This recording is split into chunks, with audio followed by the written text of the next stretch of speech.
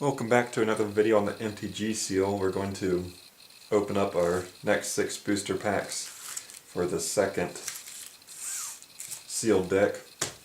We'll go ahead and start. Got the Scarab God on the front of this one.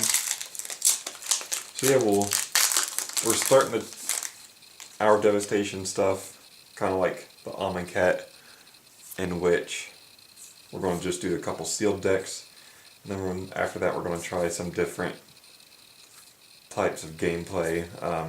It'll bring a little variety to the channel, and I've never tried any other ones before, so it'll be something new and a little bit fun for me too to learn how to play it. I might make some mistakes, but we'll see.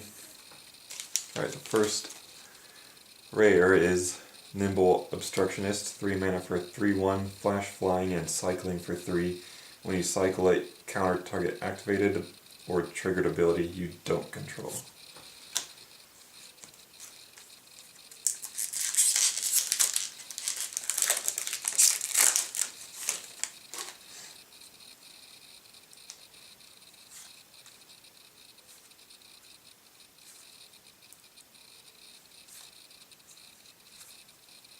This set's kind of interesting to me because there's a lot of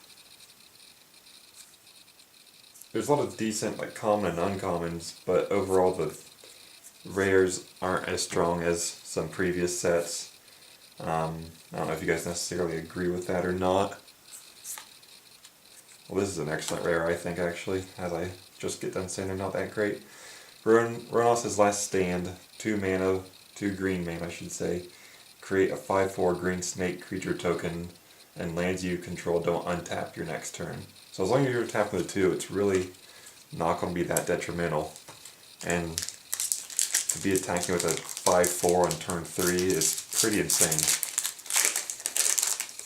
I don't think I've come across that card yet in any play as far as pre-releases or drafts or anything like that.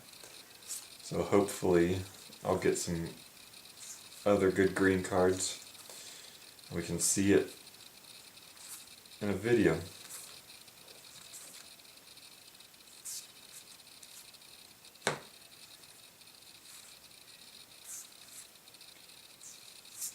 Oh, the Locust God, awesome.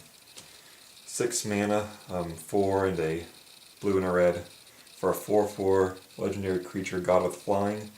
Whenever you draw a card, create a 1/1 blue and red insect creature token with Flying and Haste.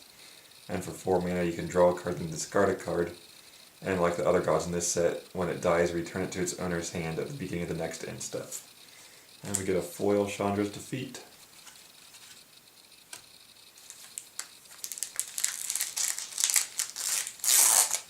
So we pulled the Samut Planeswalker in the last pull of cards, and now we have the Locust God, so might be one mythic in one set and one mythic in the other. We'll see how these last 3 decks, or not decks, these last 3 booster packs turn out.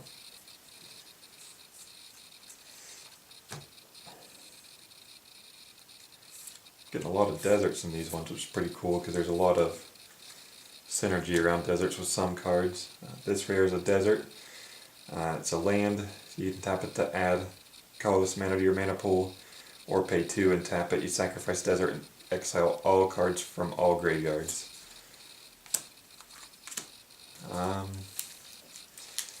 That's great with if you're playing against Eternalize, maybe even like a Remnant Excavator, as far as just this limited format goes. If someone has Hour of Eternity, that would definitely help out against that. So there's definitely some pros to using it, plus it's a desert, which, as I mentioned before, there's a decent amount of synergies with desert cards.